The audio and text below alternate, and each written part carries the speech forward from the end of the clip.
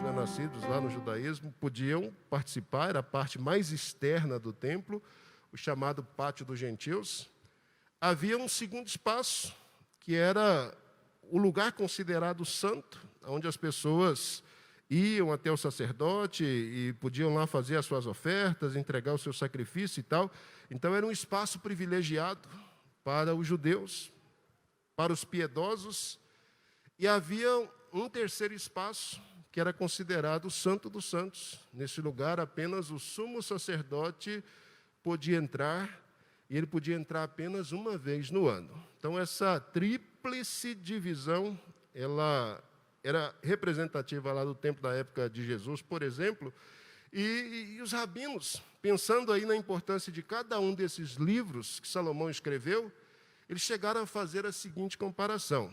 Eles disseram, se a gente pensa em Provérbios e faz a aplicação do conteúdo de cada um desses livros a essa estrutura, é uma comparação, uma analogia que eles estavam fazendo, eles diriam assim, esse lugar que a gente chama aí de Pátio dos Gentios, ou o espaço onde as pessoas podiam transitar livremente, esse espaço ele pode ser representado a partir do livro de Provérbios, já que provérbios são ditos sobre o bem viver, provérbios são conselhos que são dados a todas as pessoas que querem descobrir o real sentido, o real significado da vida e que querem viver de acordo com esses princípios.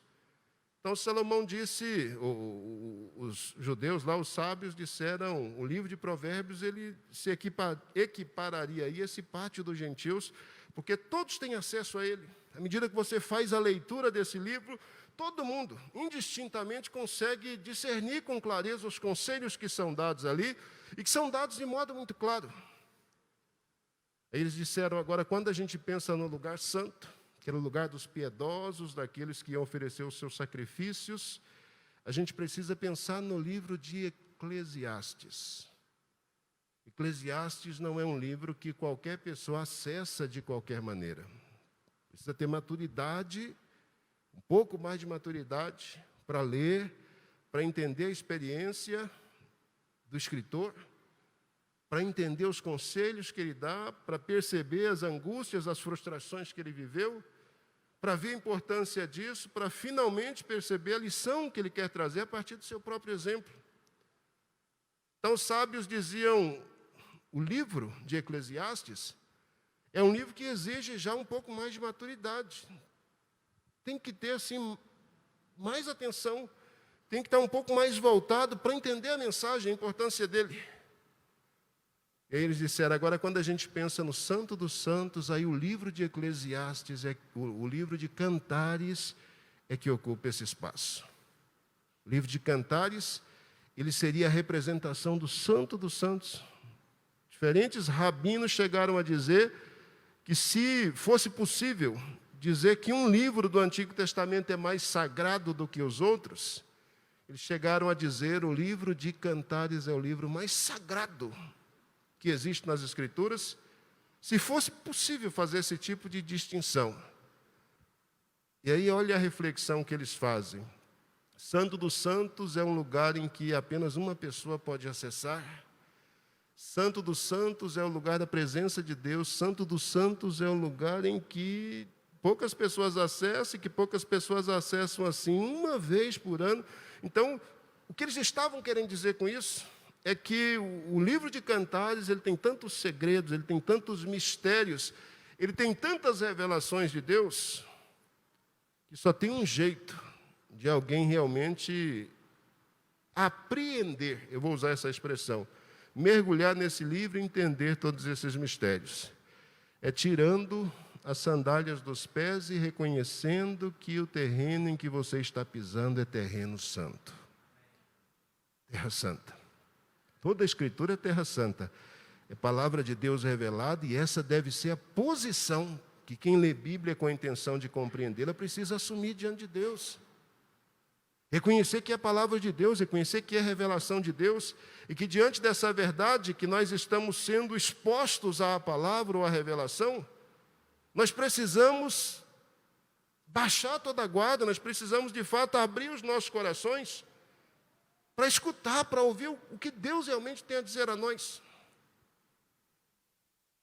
Fantástico isso, né?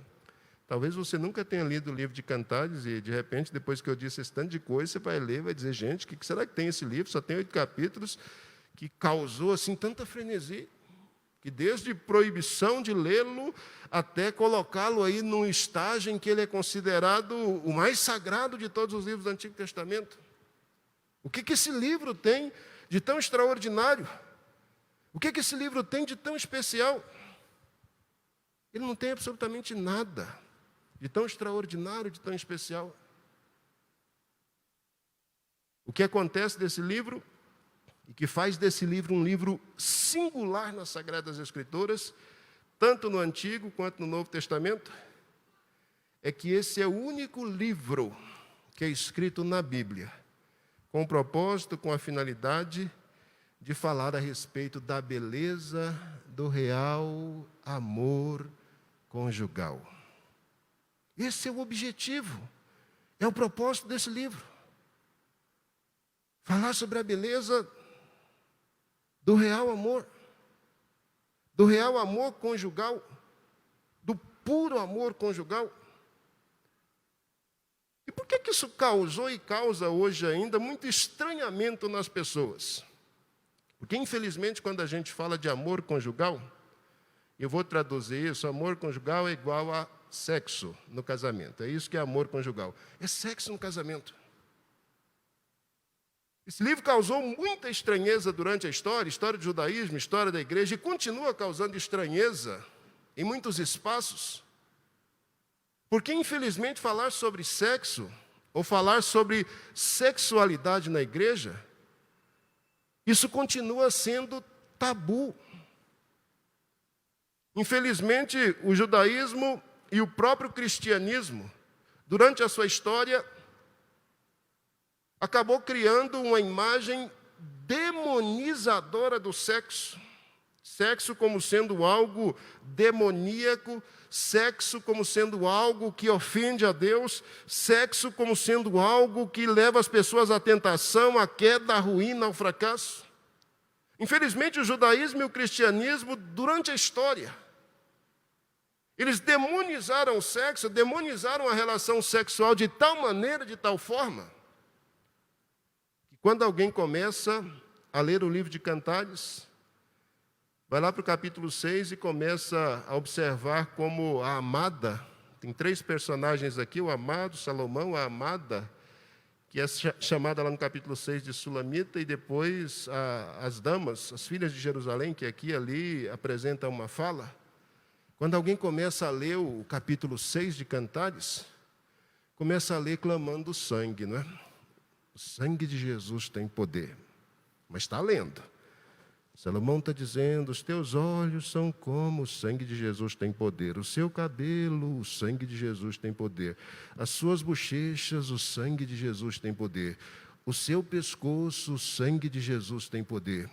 O seu umbigo, o sangue de Jesus tem poder. E vou parar por aqui, porque onde é que ele vai chegar? Deixa eu pular para o capítulo 7, porque às vezes melhora. Aí a mulher começa, os seus olhos, o sangue de Jesus tem poder. O seu cabelo negro, o sangue de Jesus tem poder.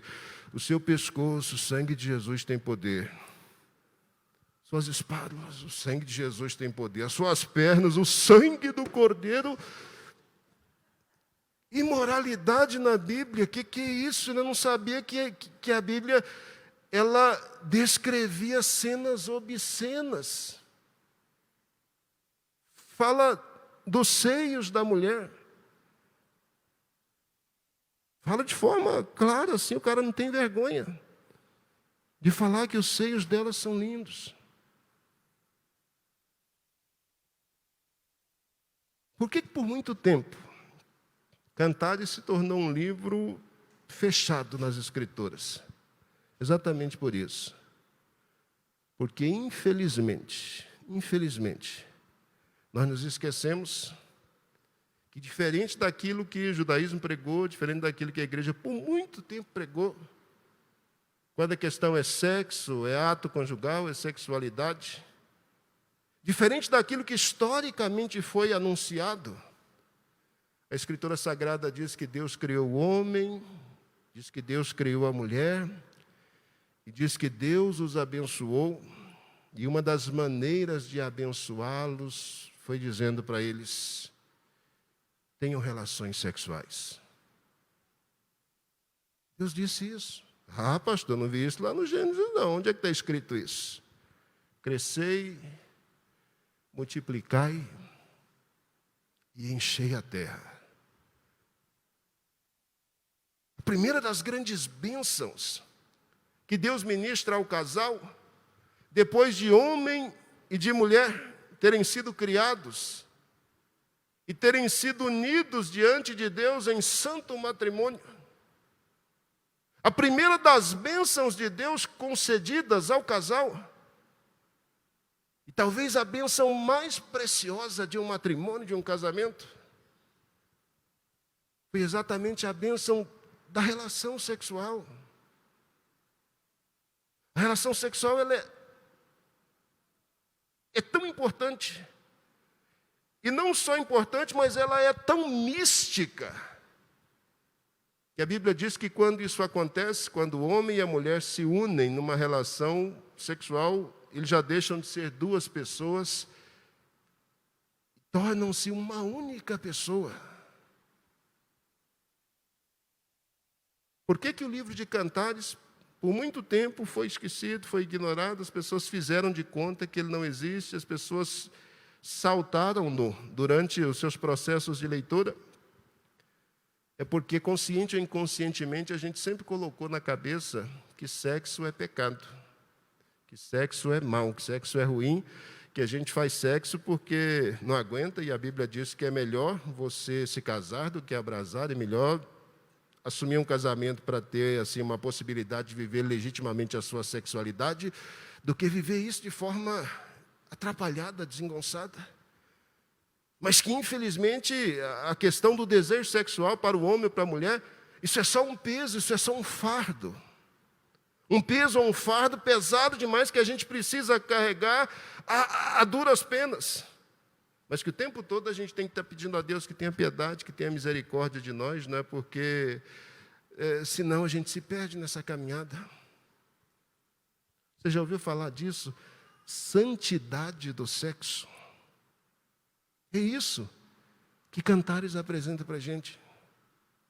Cantares vem apresentar para nós exatamente isso.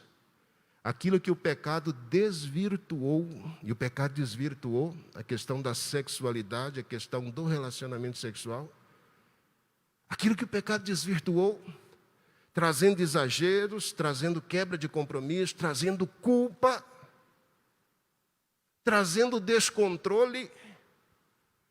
Aquilo que o pecado estragou após o afastamento com Deus, isso foi dado aos seres humanos como presente, como dom de Deus. Foi dado aos seres humanos como presente. Talvez o maior presente que um casal possa receber. A possibilidade de ter prazer na relação com o outro, e um prazer que só é possível e que só é legítimo dentro de uma instituição que o próprio Deus estabeleceu e que é conhecida como casamento.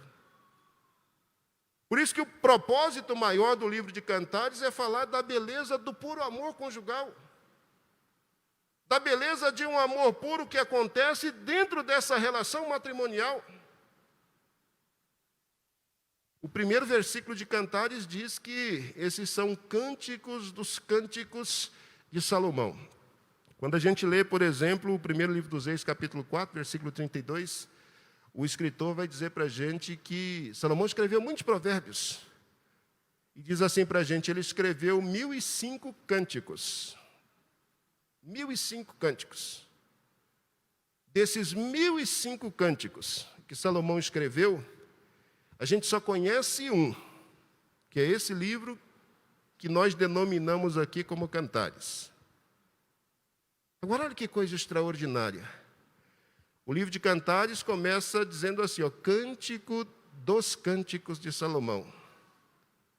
Essa expressão no hebraico, Shir Hashirim, é assim que começa esse livro, por isso que geralmente ele é conhecido como Cântico dos Cânticos. Essa expressão inicial do texto de Cantares, ela fala exatamente disso. Esse cântico que eu estou compartilhando, é como se Salomão estivesse dizendo isso. Esse é o opus magnum de tudo aquilo que eu produzi durante toda a minha vida. Então, ele produziu 1005 cânticos. Mas esse, que ficou compartilhado conosco, que faz parte da palavra de Deus, e que é a mensagem de Deus para as nossas vidas hoje, o próprio Salomão, lá no primeiro versículo, ele diz, esse é o cântico dos cânticos. Esse é o melhor de tudo aquilo que eu produzi. Esse é o top do top. Essa é a minha obra-prima. Quando o assunto é cântico. E o cântico é escrito para quê? O cântico é escrito, primeiramente, para descrever o casamento de Salomão com essa pessoa que é descrita uma ou outra vez aqui como sulamita.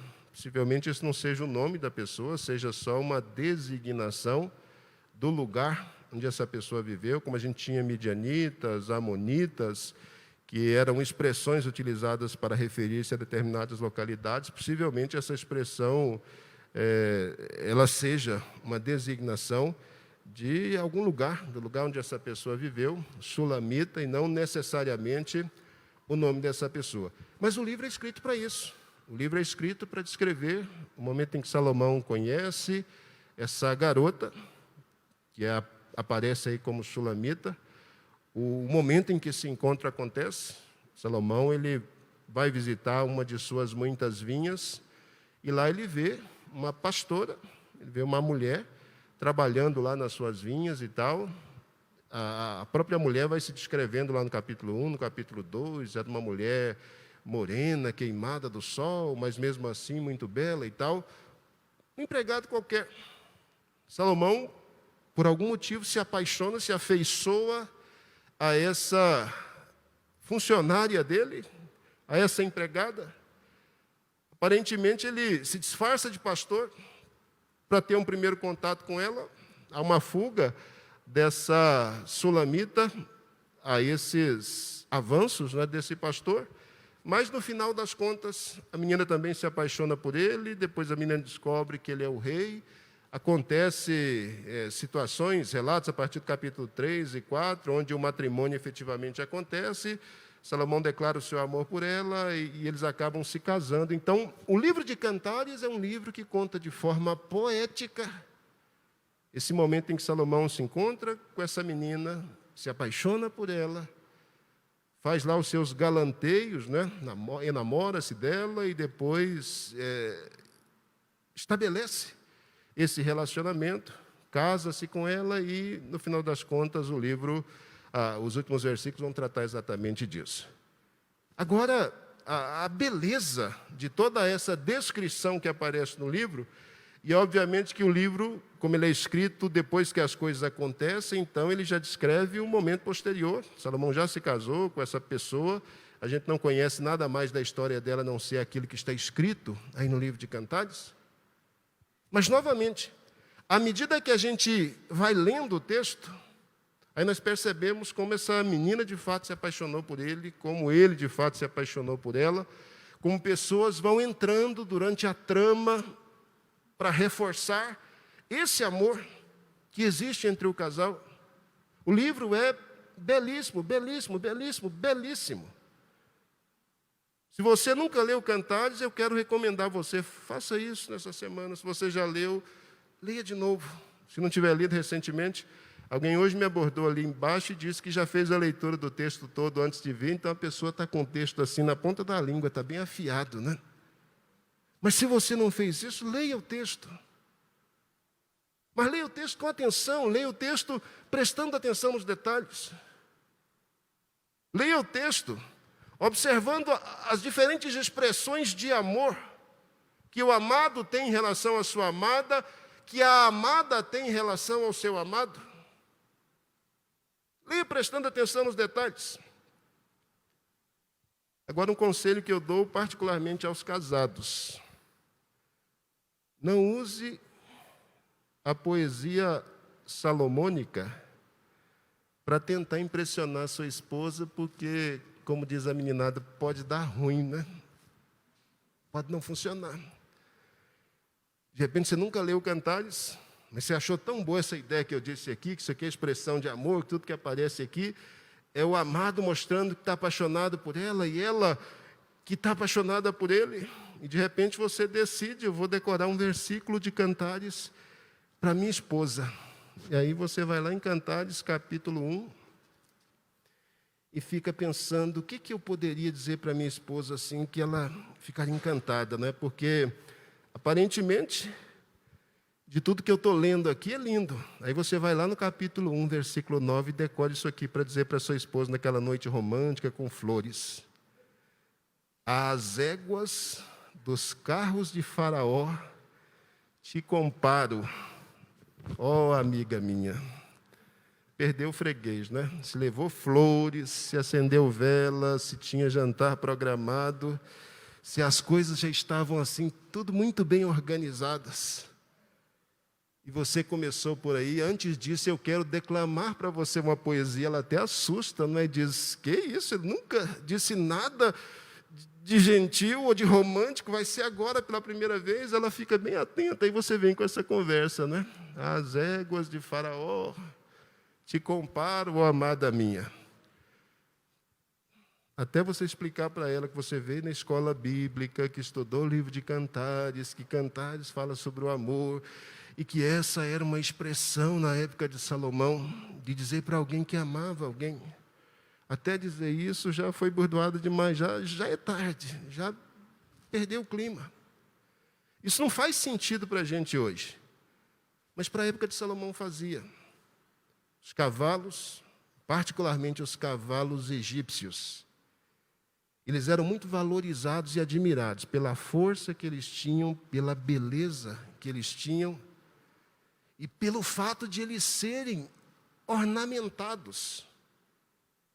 Salomão não está dizendo para a amada dele que ele a compara a qualquer cavalo, a qualquer égua, não é qualquer uma, não. Porque qualquer uma já seria assim extraordinário. Mas ele diz, é como as éguas de Faraó. Elas são lindas, elas são fortes e elas estão sempre muito bem ornamentadas. Para a época dele fazia sentido. Volto a dizer, para o século XXI, não entre nessa, porque não funciona.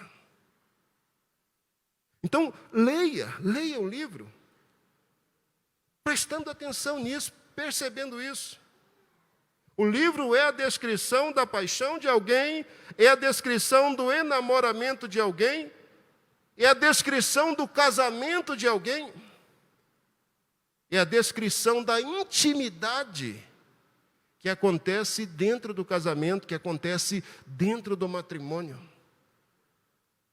E a coisa mais linda, a coisa mais extraordinária que o livro resgata para a gente é exatamente a sacralidade, a santidade. A santidade do casamento dentro do matrimônio. Até não muito tempo atrás, entre grande parte dos evangélicos, até a questão da sexualidade dentro do casamento, ela era tabu. Há não muito tempo atrás, os casais, lá nos seus momentos de intimidade, eles tinham as suas relações vestidos, porque é pecado eu olhar para o corpo da minha esposa e, de repente, ficar tendo pensamentos libidinosos. Ou então eu olhar para o corpo do meu esposo e ficar vendo coisas. Sexo tinha que ser feito com luzes apagadas, porque a gente pode pecar. O que o livro de Cantares traz para a gente? Ele traz exatamente a beleza disso. Hoje, mais do que nunca, no século XXI, a gente precisa reler Cantares, a gente precisa conversar a respeito de Cantares, a gente precisa falar da santidade do sexo e da sexualidade a partir do livro de Cantares. Por quê? Primeiro porque sexualidade, se por um lado deixou de ser tabu lá fora, na sociedade, essa temática ficou banalizada, ela ficou banalizada no sentido absoluto da palavra. Se antigamente fazer sexo fora do casamento, se isso era algo assim horroroso, hoje fazer sexo fora do casamento é uma coisa louvável, é uma coisa desejável. Porque vai que você não gosta e já se casou, aí deu errado, né? Deu ruim. Então é melhor fazer antes, porque se perceber que não vai dar certo, cada um segue seu rumo e acabou a história. Esse papo de virgindade, tanto do rapaz quanto da moça, para guardar todo o seu desejo. E cantar está cheio de desejos, são frutos que aparecem aqui o tempo todo, cheiros. Esse livro é extraordinário. Esse livro é maravilhoso. Essa ideia de se guardar, tanto o rapaz quanto a moça, no nosso tempo, numa condição, num estado de virgindade. Reservar suas energias, reservar todo o seu amor, reservar toda a sua libido, todo o seu desejo, para uma pessoa que ele ou ela vai escolher como alvo, como objeto do seu amor para a vida toda. Isso hoje é ridículo.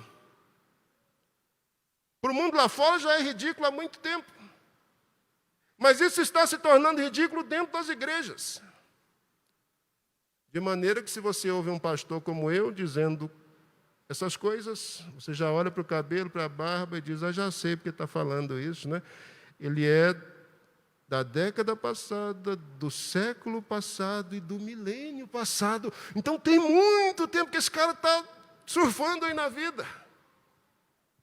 Ele não está acompanhando os movimentos, as mudanças. A gente já mudou de milênio, a gente já mudou de século, a gente já mudou de década. Onde é que esse cara está?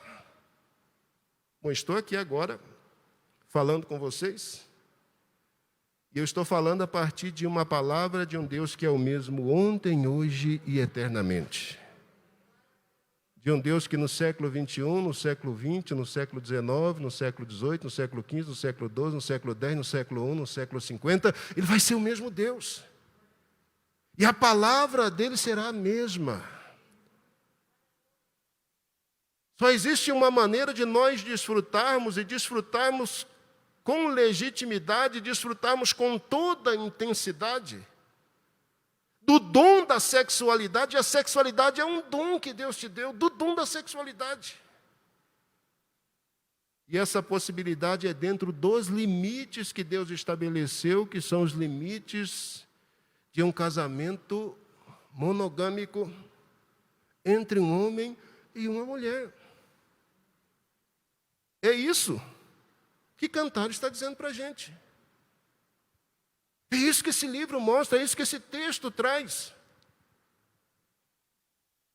De maneira que ao lê-lo, preste atenção lá nos judeus, ao lê-lo, tire as sandálias dos seus pés, porque o lugar que você está pisando é terra santa.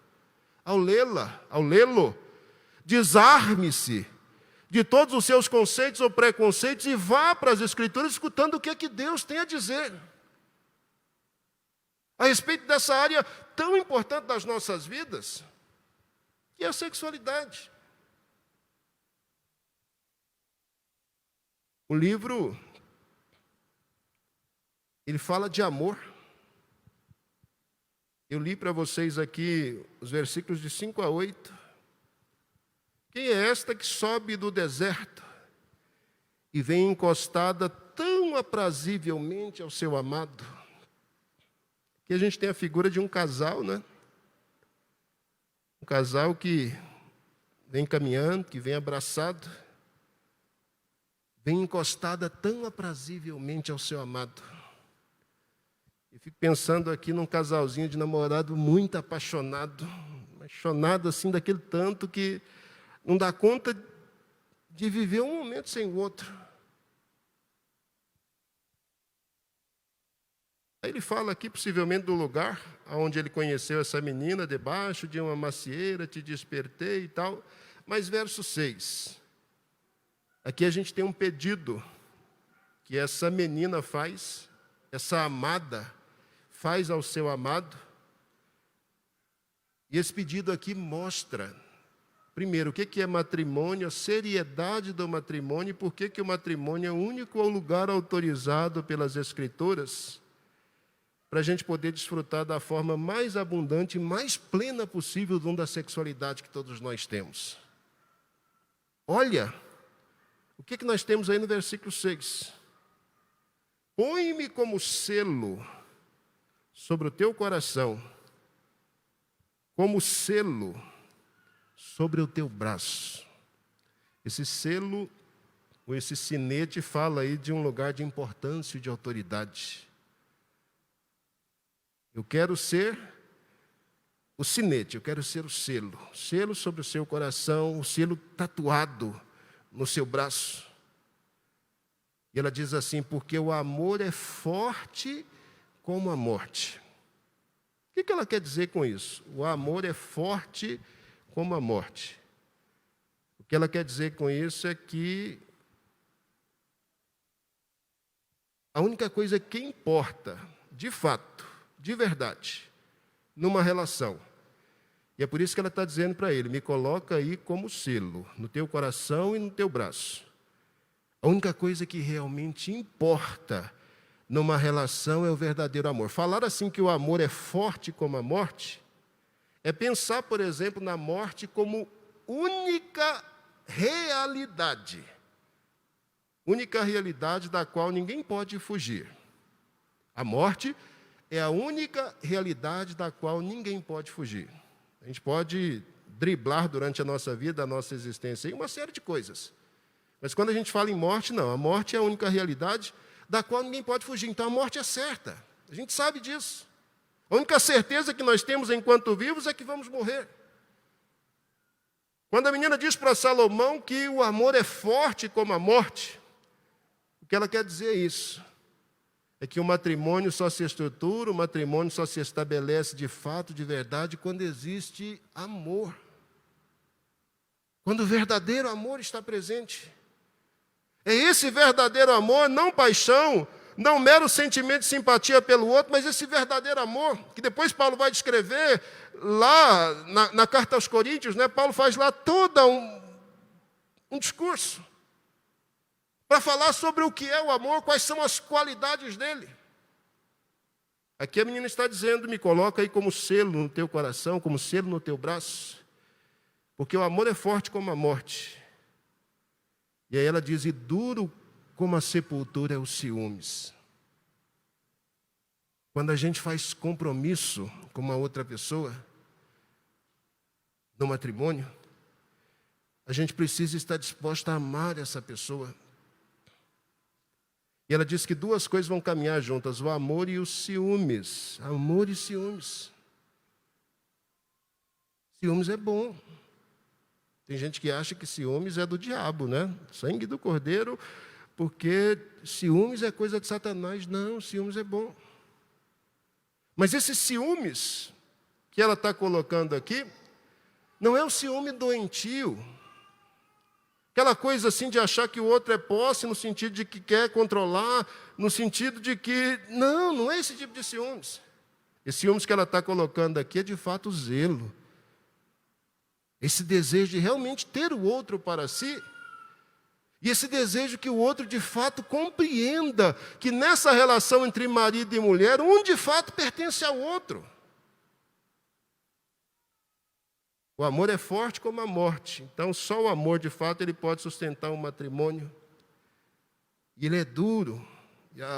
E é dura como a sepultura, não é? Então, morte é certa, sepultura é realidade que a gente não pode negar. Amor precisa ser o fundamento. E esses ciúmes, esse zelo, esse cuidado com o outro, esse respeito em relação ao outro, e essa reciprocidade que deve haver do outro em relação à pessoa amada, isso é algo que não pode faltar. É tão interessante essa expressão ciúmes que aparece aqui no texto de Cantares, porque a maioria das vezes que essa palavra aparece no Antigo Testamento, aparece referindo-se a Deus cuidando do seu povo, a Deus guardando o seu povo, a Deus livrando o seu povo.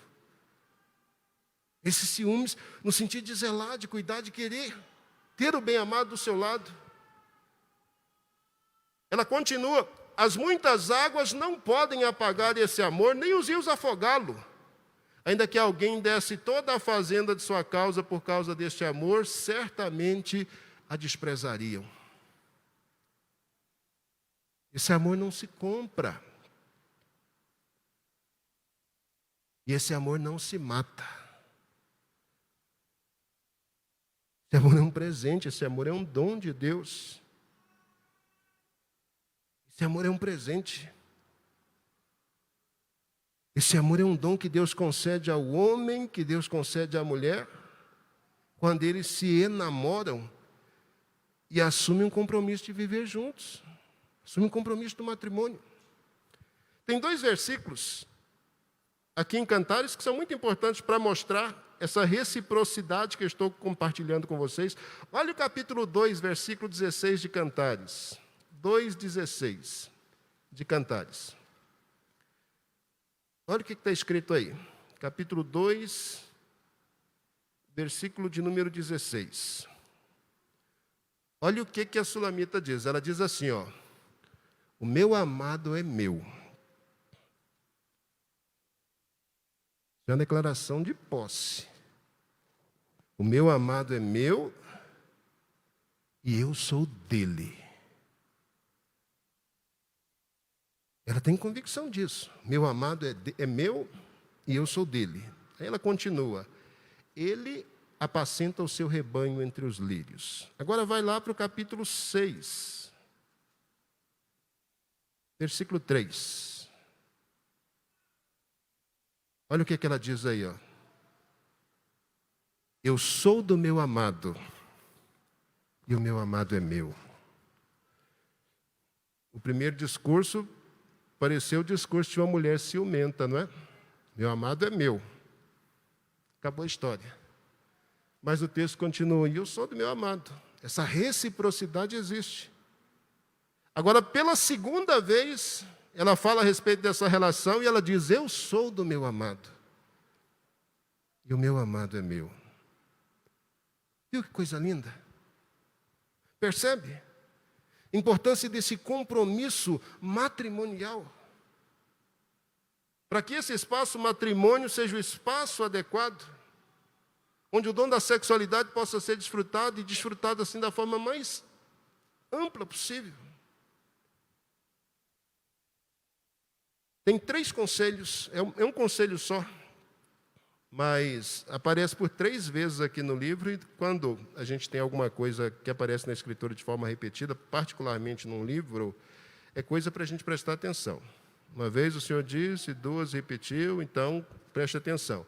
Agora, quando ele diz 1, diz 2 e diz 3, aí é sinal de que a gente precisa ficar mais atento ainda àquilo que está sendo dito, porque alguma instrução importante a gente precisa extrair da verdade do livro.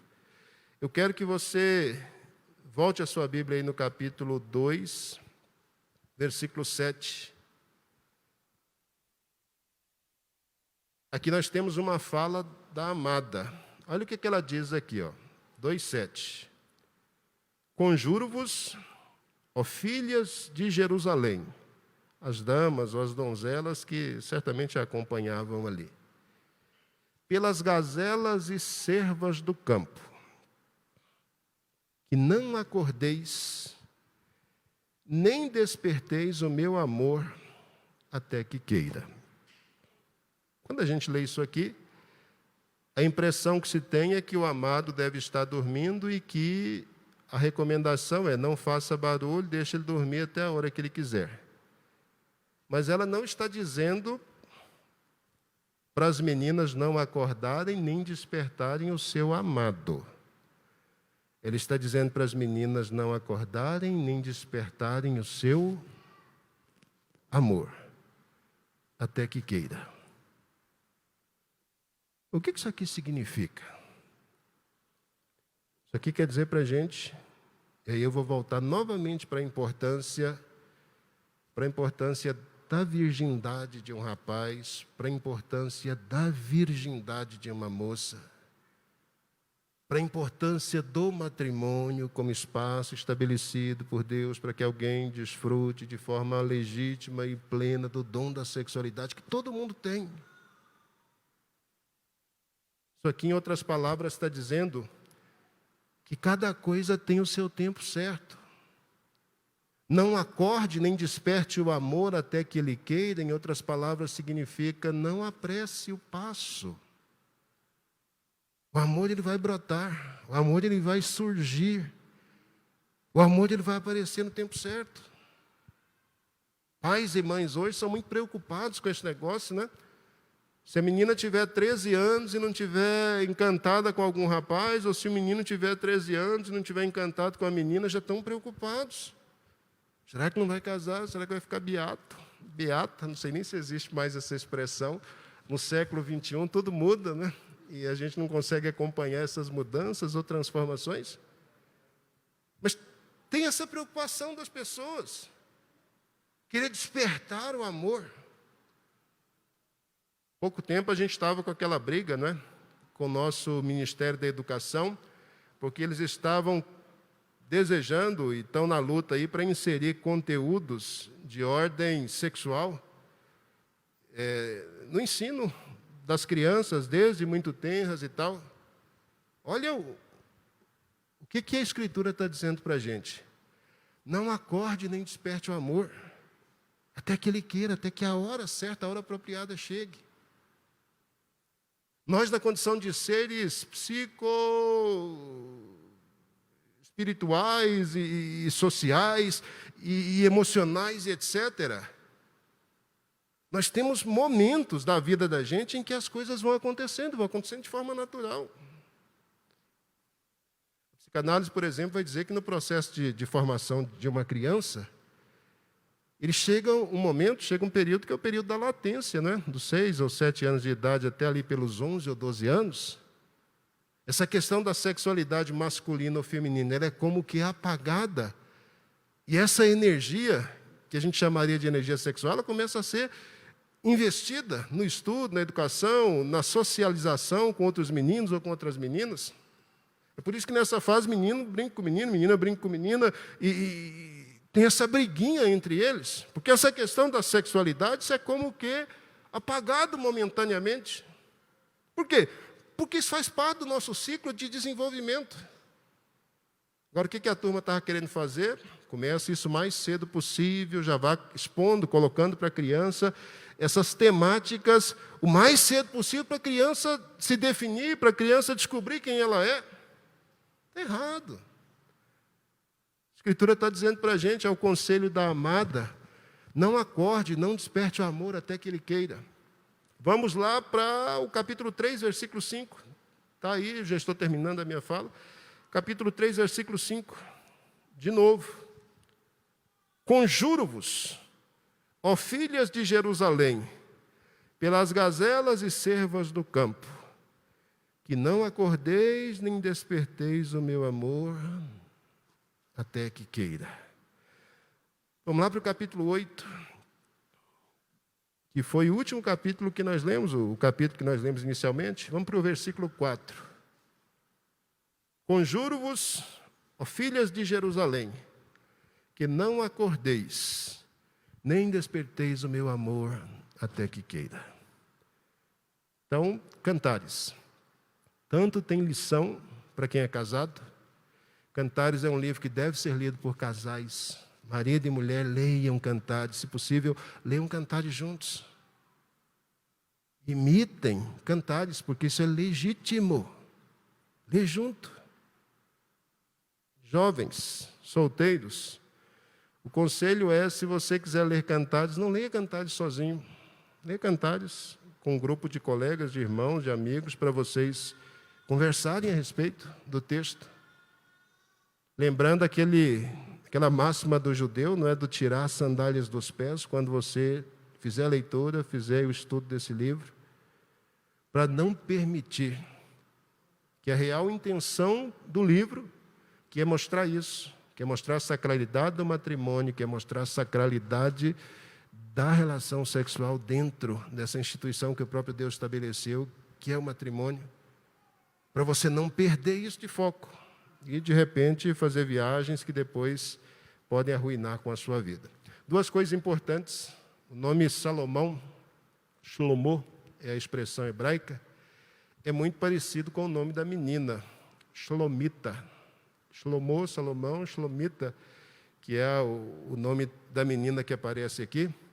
E o que é interessante é que enquanto Salomão, Shlomo, fala de paz, o Senhor é paz, Shlomita, que é a expressão para falar da menina, fala daquela que é mensageira da paz. Salomão a paz e a Solomita lá, a menina, não é? a garota, ela é aquela que leva a paz, que fala a respeito da paz, o que se relaciona com paz. Os nomes são parecidos, é como se a gente tivesse Salomão e tivesse essa garota, como Adão e Eva lá, não é? Adão e Eva é feita, e quando ela é feita, Deus diz, essa aí vai ser a sua companheira, a pessoa que vai ajudar, que vai completar você. Os próprios nomes desses indivíduos aqui já fala disso, já fala de uma pessoa que completa a outra. Se você, e a gente não tem tempo para isso, mas se você fizesse a leitura do capítulo 5 de Efésios, e você pode fazer depois, versículos 22 até o versículo 33, lá você vai perceber Paulo falando a respeito da relação conjugal, da relação entre marido e mulher, e Paulo vai dizer que isso é tão sagrado, mas é tão sagrado, que essa é uma das figuras principais que o Novo Testamento utiliza para falar a respeito da relação que existe entre Jesus e entre a sua igreja. É o marido e a esposa.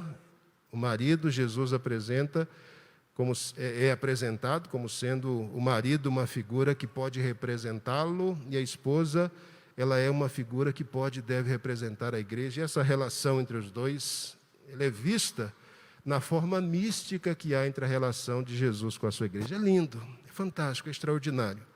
O livro de Eclesiastes é um livro que deveria ser lido. O livro de Eclesiastes é um livro, e aí vai, pastor, uma dica, que deve ser estudado em encontros de casais. Acho que um momento fantástico para a gente estudar partes assim bem específicas do livro de Eclesiastes é encontro de casais. Essa é uma dinâmica que a gente poderia fazer num dado momento, e aí vocês perceberiam com mais clareza aquilo que, no momento, eu só posso compartilhar de forma assim muito superficial.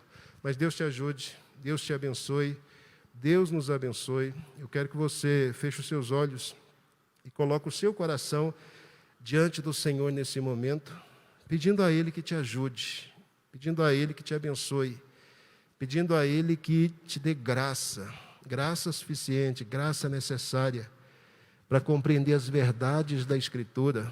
E mais do que isso, graça suficiente, graça necessária para desfrutar de todas essas verdades que estão expostas, que estão registradas e que estão aí diante de nós. Querido Deus, nós somos gratos. Gratos pelo seu amor, gratos pela sua bondade, gratos pela sua misericórdia. Obrigado porque eu posso estar aqui, obrigado porque eu posso compartilhar essas palavras com os meus irmãos e irmãs em Cristo. Obrigado porque a sua palavra é fiel, sua palavra é viva e ela permanece para sempre. Que o teu Espírito, querido Deus, possa usar tudo aquilo que eu disse aqui nessa manhã, para que seu nome somente seja glorificado nas nossas vidas e através delas. Teu Espírito, querido Deus, possa utilizar cada orientação dada nesta manhã, para a glória e para o louvor de seu nome, e para o bem de cada um daqueles que estão presentes e que ouvem essa palavra. No nome de Jesus eu ministro a tua bênção, em nome de Jesus. Amém. Amém.